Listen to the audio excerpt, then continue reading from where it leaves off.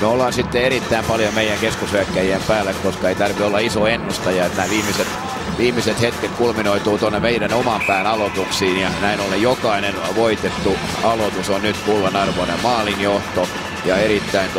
tommonen emotionaalisesti raskas ottelu ja nyt Pirnes, Lehtonen, hyvä paritoimintaa ja kiekko ulos. Näistä pienistä paloista sitten se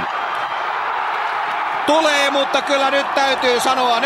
sanoa kyllä Kärppä maalivahdista Tuomas tarkistaa, että nyt on Tuomas poika varsinaisella ristiretkellä, koska sieltä tulee puolesta kentästä suurin piirtein nosto ja Tarkki kadottaa kiekon ja Václav Skuravi tulee ja lyö sen tyhjään pesään.